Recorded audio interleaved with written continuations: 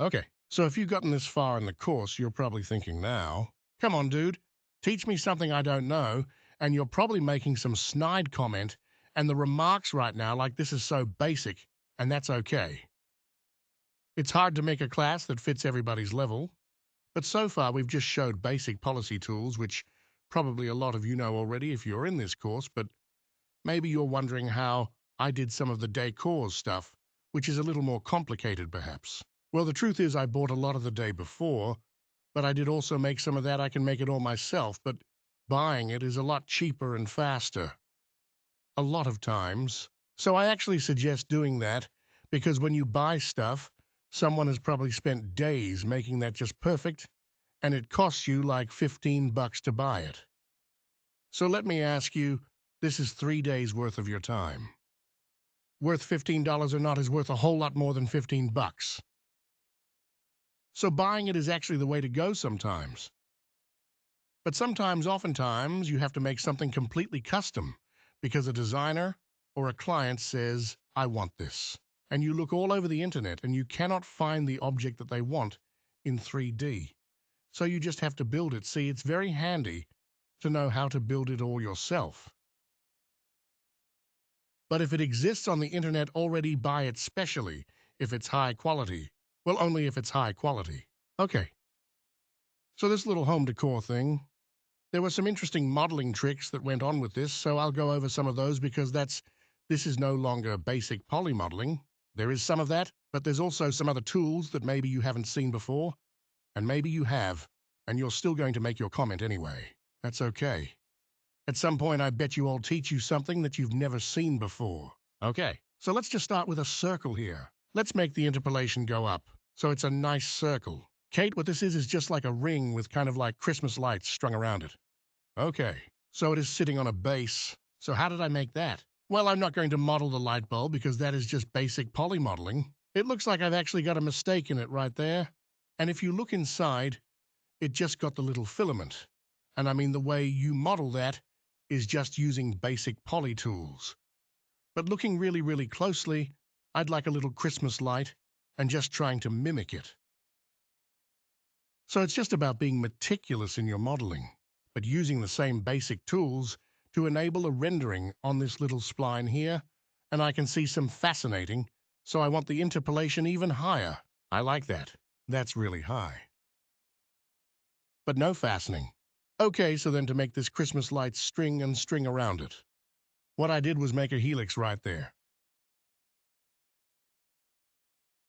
Okay, so let's just make a basic helix and we'll go in and modify everything later. Okay, so there's a helix, which is just like it's like a spring or a spiral or a spring or a spiral. Okay, and you can adjust all the parameters of it. There's radius, one which is the outside radius, two which is the inside radius. You want them to be the same. We want them to be about, we'll say half an inch, okay, zero point 0.5 inches. All right, good, good. Now, how many turns do you want in that he likes? Well, we want a whole bunch. See my spring shape happening there. That's pretty cool. And then we want to adjust the height. That's the last thing. Okay, so let's spread out those coils by quite a bit. Gets turned down the turns, how many times you want that to wrap around? Well, I don't know. We're going to have to figure that out. Now let's rotate this whole thing so that it's in line with our little circle here. Okay. Now what I did was use a bend modifier. Let's place this up here. And I don't like the radius of our turns. Let's make those quarter inch piece a 30 seconds, otherwise known as 1/4. Okay.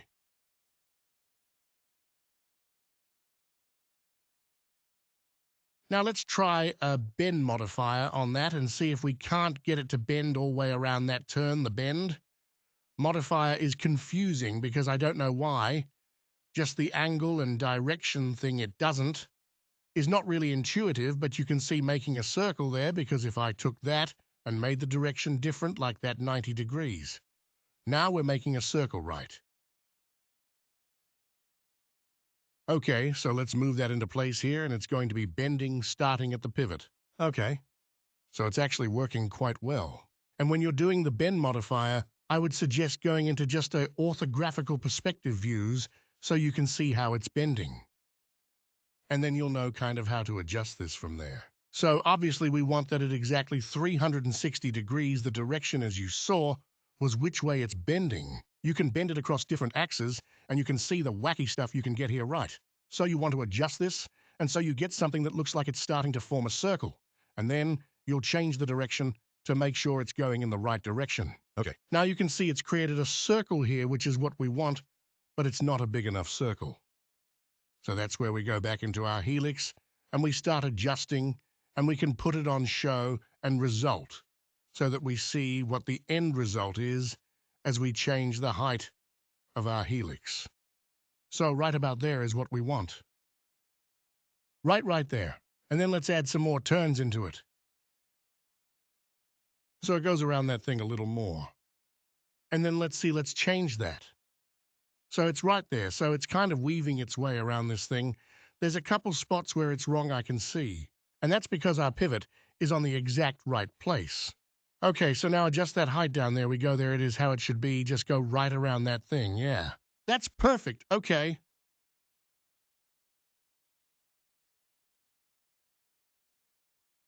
Now, if you wanted to look more like a light cord, you could render it as a rectangle, right? Change its shape. We probably don't need the insane interpretation going on here, which is really, really high. Okay, just keep adjusting this until it's the right size. Something like that. Okay, cool. Now I think what we would do here, let's see, can we turn that into an edit spline? Yeah, we can.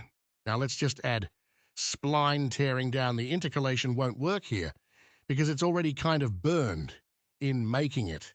And its spline gives us the ability to do the next little trick that I'm going to show you. Now, I don't like how thick this is. I need to change it back. Yeah, maybe like that. Okay, now the next little trick is just the line tool. Let's take one of these objects here. It's actually a group.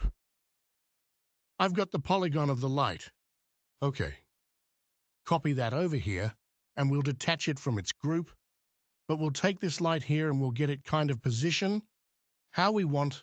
Let's just say like that. And we'll go to the other view and make it straight up or down close enough. Doesn't actually need to be right on the money, because what we're going to do is all that is a group of the polygon of the light. And in actual light, grouped together, and then we're going to take the pivot of that object and make sure it's right there where we want it to connect to the wire. Okay, that's where we want to put that pivot for now. Make sure it's aligned properly with that thing, and we will just take this group and we can go at it. Just kidding. Tools align. Spacing tool, Kano will pick the path, which needs to be a spline. Select our helix. Now you can see our count is at 3 right now.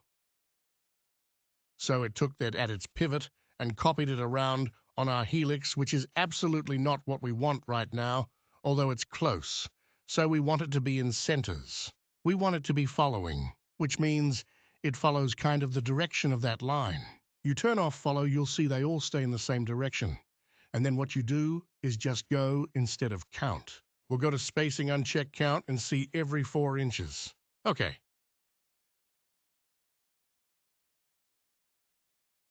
Boom, look at this. It always goes away for whatever reason when you move, but there it is. It's all following. It's following the shape of my cord, and every 4 inches you can make it every 3 inches if you want like that. Cool. And just hit apply. So it's no longer paying attention to count lictors 25. But really it's just putting as many as it needs to have one every 3 inches and apply it. Okay, now with the pivot being where it is, you can also go into the local pivot of it and adjust them individually so that they're here.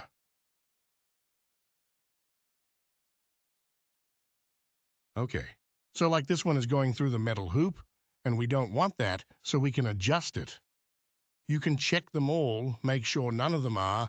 If you just want some to look more interesting in their placement, and you can adjust it like that. Make sure there's not a lot of overlap, and you've got some problems right there. This one just happened to be you're right where it would run the metal hoop. So it just sheet or maybe like that. Oh, just kidding. It was in the right place. Yeah, that's right. Okay, so anyway, that's the spacing tool. That's the helix too. That's the bend modifier. Just some more tools for your toolbox. Okay, the rest of this was just made with basic poly modeling. But this is not necessarily something that I would put in this room if I was actually decorating it. But it was an interesting kind of model to make. And these little lights add a little interest to the scene as well. So that's kind of a cool theme. And you know, these are the kind of tools that you use when you're making little knickknacks and things to fill up your room with. But again, if you can buy a car and do that too, hopefully those tools are helpful for you moving forward.